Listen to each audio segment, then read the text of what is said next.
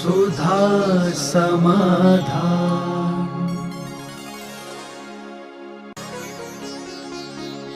नमोस्तु गुरुदेव, हमें आयुबंध हो गया है, ये हम कैसे पहचानें और इसके क्या लक्षण हैं?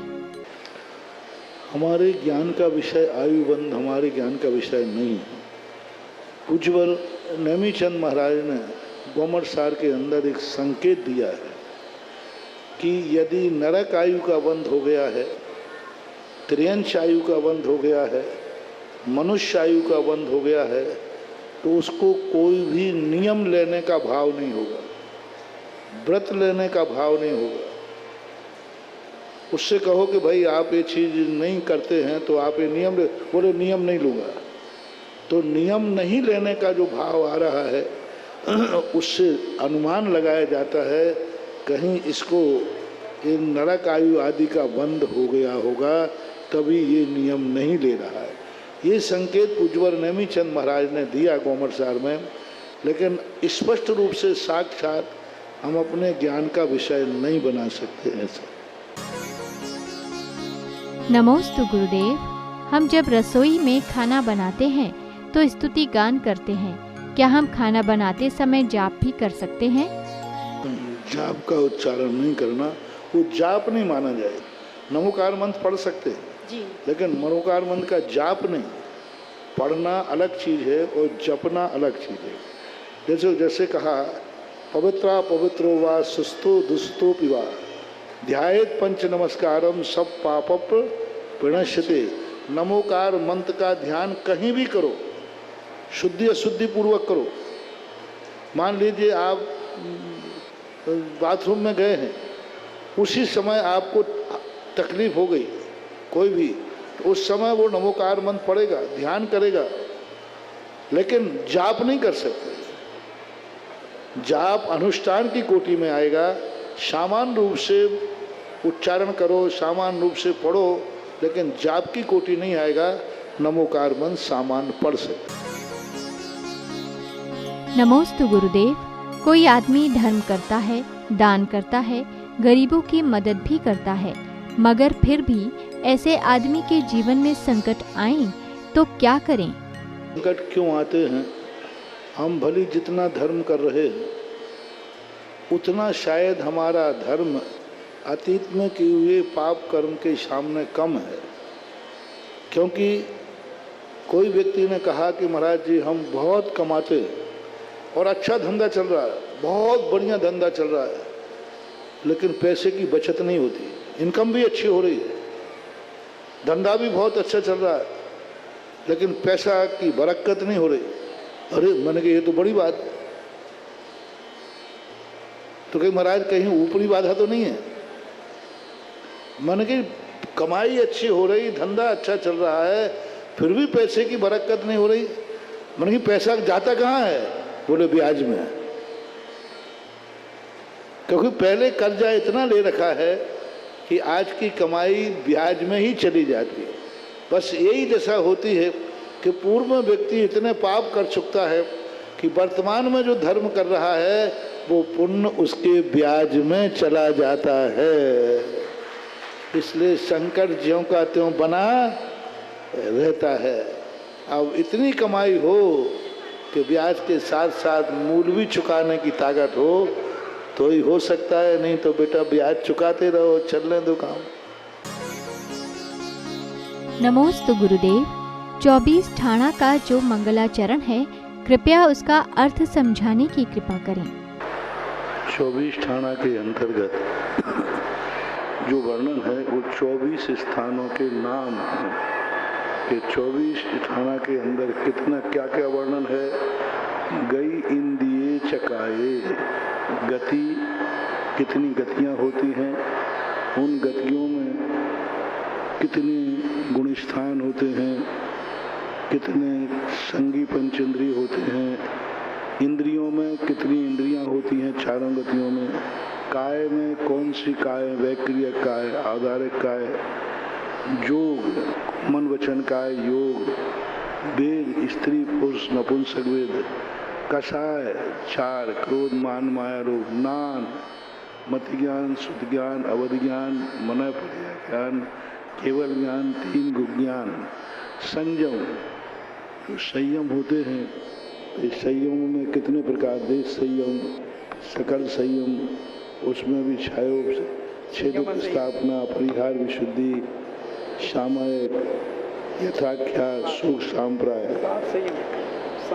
हाँ, दंशन जो है चक्षु दर्शन, अचक्षु दर्शन, अवधि दर्शन, लेस्याएं 6, कृष्ण नील कापोत, तेज पद्म शुक्ल, भव्य अभव्य, समस्त संपत, सन्नी आहारे, संगी है कि असंगी है, आहारक है कि अनारक है, गुण स्थान कौन सी गति में, गुण स्थानों की परिभाषा, ये गुण स्थान कौन सी गतियों में पाया जाता है, जीव पज्जति, जीव और पर्याप्ति यानी जीव समास, पाणा प्राण, संज्ञा आहार भय मैथुन परिग्रह, इस प्रकार से ये मार्गणाएं कही हैं।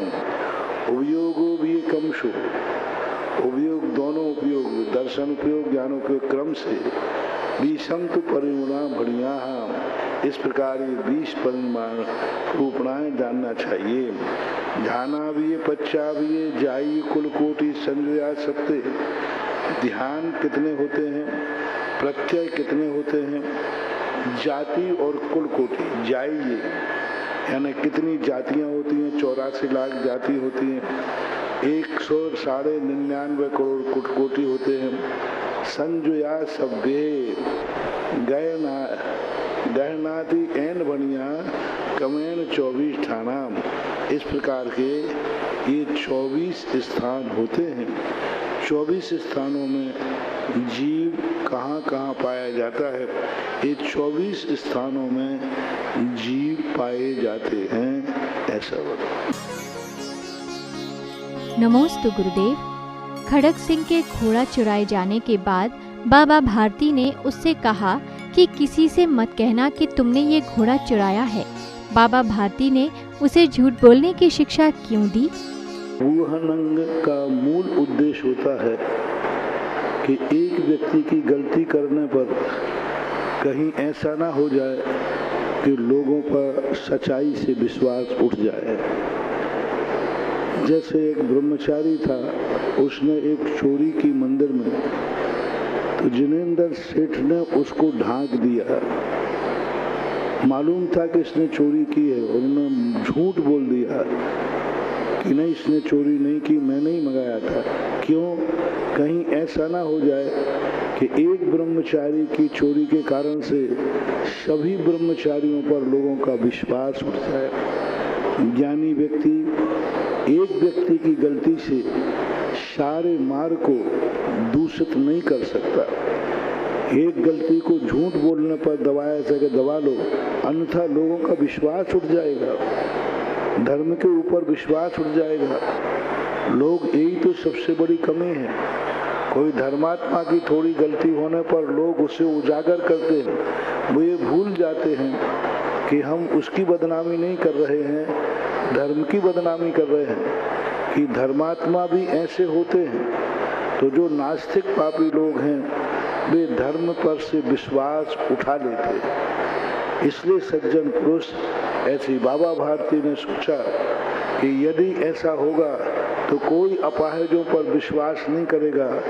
लोग कहें ये अपाहिज पाखंडी होते हैं, डाकुओं के भेष में होते हैं, तो जो सच्चा अपाहिज है उस पर से विश्वास उठ जाएगा।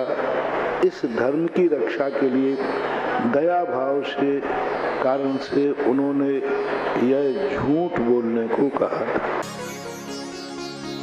नमोस्तु गुरुदेव। देव पर्याय में प्राणी अपने कितने अधिक पूर्व और आगामी भवों के बारे में जान सकता है? सब भवों का अलग अलग विषय है, यंत्रों का अलग विषय है, भवनवासियों का, ज्योतिष का, वैमानिकों का अलग अलग विषय है। असंख्यात भवों का भी अवध ज्ञान जानता है, असंख्यात लोक प्रमाण स्थानों को भी जानता है। तो वो अलग अलग अवध ज्ञान हैं। सर्वार्थ सिद्धि के देव कितना जानते हैं, सबके अलग अलग विषय बने हुए हैं। नमोस्तु गुरुदेव। आत्मा क्या है, मूर्तिक है या अमूर्तिक है? मूर्तिक के 6 भेद हैं। एक मूर्तिक वह है धूप, देखने में आती है लेकिन पकड़ में नहीं आती। हवा छूने में आती है लेकिन देखने में नहीं आती। ये सब मूर्तिक के भेद हैं। हवा हमें स्पर्श कर रही है लेकिन हवा को हम आंखों से नहीं देख सकते।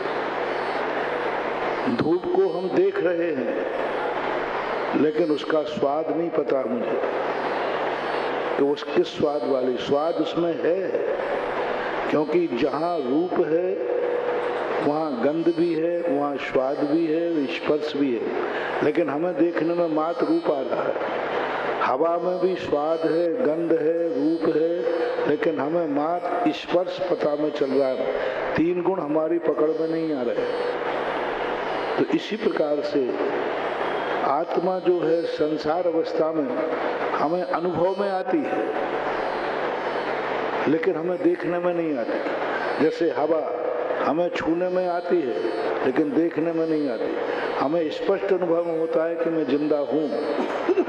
अभी कोई शून्य होने का स्थान लगा दे तो कहते हमें कोई पता नहीं चल रहा। मरने के बाद फिर इस शरीर में कोई पता नहीं चलता। जिंदा में हमें कोई चुकौती ले रहा है तो हमें सुख दुख की अनुभूति हो रही है। कांटा चुभ रहा है, हमें दुख की अनुभूति हो रही है। अनुकूल हवाएं चल जाए तो हमें सुख की अनुभूति हो रही है। तो स्पर्शन इंद्री के माध्यम से हम सुख और दुख का अनुभव कर रहे हैं। क्यों? क्योंकि आत्मा विद्यमान है। जहाँ जहाँ आत्मा नहीं है वो उस मुर्दे को कितना भी ठंडी गर्म का स्पर्श कराया जाए वो सुखी दुखी नहीं होता। इससे सिद्ध है कि आत्मा संसार अवस्था में कर्म की अपेक्षा से रूपी कही गई। जैसे अग्नि पर रखा हुआ जल का स्वभाव शीतल है लेकिन अग्नि पर रखने से वह गर्म स्वभाव बन जाता है, प्रभाव बन जाता है। ऐसे ही आत्मा स्वभाव से अरूपी है लेकिन कर्म की संगति में आने से उसको रूपी संज्ञा प्राप्त हो जाती है। दूसरा सरल उदाहरण देता हूँ कि मिट्टी का घड़ा होता है लेकिन उसमें यदि कोई घी रख दे तो फिर क्या पुकारते, घी का घड़ा लाओ। अरे भाई घी का घड़ा तो होता ही नहीं, घड़ा तो मिट्टी का ही होता है। लेकिन वहाँ 5-6 घड़े रखे, एक में तेल भरा है, एक में पानी भरा है, एक में घी भरा है, एक में दूध दही भरा है। तो अब सभी घड़ों में से आपको घी चाहिए है तो क्या बोलोगे? घी का घड़ा लाओ। घड़ा घी का होता नहीं। ऐसा ही आत्मा जब किसी पुद्गल कर्म शरीर में इस पर स्थित हो जाती है तो यह पुद्गल शरीर भी जीव संज्ञा को प्राप्त हो जाता है। यानी जीव भी मूर्तिक हो जाता है। जैसे मिट्टी का घड़ा घी के घड़े के नाम से जाना जाता है। नमोस्तु गुरुदेव। आपने सम्यक दृष्टि कौन होते हैं ये बताया था। ये सही है कि हम किसी की बुराई को जल्दी स्वीकार कर लेते हैं, तो क्या हम मिथ्या दृष्टि हो चुके हैं? अगर हाँ तो हम कैसे सुधार करें? मैंने कहा ना कि एक दिन प्रवचन में 100 अच्छाइयाँ तुम्हें समझाई जाएं तब तुम एक अच्छाई ग्रहण करते हो, और तुम्हें एक बुराई दी जाए तो 100 बुराइयां आ जाती हैं। ऐसे ही होता है। जैसे व्यक्ति सीढ़ी चढ़ता है तो एक एक क्रम से चलता है, लेकिन गिरे तो 2-4-6 एक साथ गिर जाता है। तो बुराइयां जो हैं, हमें बुराइयां देखने की आदत जो बनी हुई है और बुराइयां ही हमें दिखती हैं, यही मिथ्या दृष्टि का लक्षण है। क्योंकि उसको अच्छाइयां नहीं दिखती। कितने भी अच्छा कार्य कर रहा हो। हमारे यहाँ पूज्यवर श्री वीरसेन स्वामी महाराज ने धवला जी के अंदर लिखा, श्रोताओं के 14 भेद किए। 14 भेदों में एक गौच के समान श्रोता का, गौच होती ना जौक, वो क्या है कि गाय आदि किसी के शरीर में चिपक जाए, अच्छा खून नहीं पीती, गंदा खून पीती है। तो ये जौक के समान व्यक्ति होते हैं जो दुनिया में किसी को देखेंगे तो उसमें बुराई ही देखेंगे, उसके अंदर अच्छाई क्या है वो पता नहीं। ये जौक के समान कहलाते हैं और जौक के समान श्रोता मिथ्या दृष्टि ही होता है। नमोस्तु गुरुदेव। आपको जब आचार्य श्री की गुरु के रूप में प्राप्ति हुई थी तब आपको कैसा महसूस हुआ था? हमें कैसे प्राप्त हुए इसकी अपेक्षा अपने अपने गुरु कैसे प्राप्त हुए उसको सोच लो ना। हमारे घटनाक्रम में तो गुरु का मिलना बहुत दुर्लभतम था, लेकिन दुर्लभ भी सफल हो गया। और आज नहीं, हमें उस समय गुरु मिले सब शायद तुम दुनिया में आए ही नहीं हो। हाँ, आचार्य श्री का प्रथम दर्शन संभवतः मुझे ध्यान है 77 में हुए। 75 में हालांकि वो इस तरफ आ चुके थे। फिर उसके बाद निरंतर दर्शन होते होते फिर अच्छी तरह से दर्शन जो हुए जब महाराज कुंडलपुर आदि में विराजमान थे उस समय। फिर अब जब से बने हैं तो वो अभी तक चल ही रहा है मामला और आगे जिंदगी भर भी चलता ही रहेगा। नमोस्तु गुरुदेव। अगर किसी की परिवार से क्षुल्लक दीक्षा हो चुकी है तो क्या उस परिवार को भी दीक्षा का पुण्य मिलता है? नहीं मिलता। उसकी अनुमोदना कर रहा है तो मिलेगा, स्वयं वृत्ति बन रहा है तो मिलेगा। ऐसे परिवार के लोग भी हुए हैं जिनके परिवार में लोग मोक्ष गए हैं और उन्हीं के परिवार का सदस्य नरक गया है। रावण के सुत आदि कुमार मुक्ति गए रेवा, बेटा मोक्ष जा रहा है और बाप नरक जा रहा है। ऐसे लोग भी बहुत हुए कि पिता मोक्ष जा रहा है, बेटा नरक जा रहा है। ऐसे भी लोग हुए हैं कि पत्नी आरिका बन गई है, पतिदेव नरक सुधार गए। ऐसे लोग भी हुए हैं कि पति मुनि बन गया, स्त्रियां नरक चली गई। ऐसी माताएं हुई हैं कि बेटा मुनि बनकर बन गया केवल ज्ञान प्राप्त करने और उनकी माँ त्रियंचनी बन गई, सुकौशल की माँ।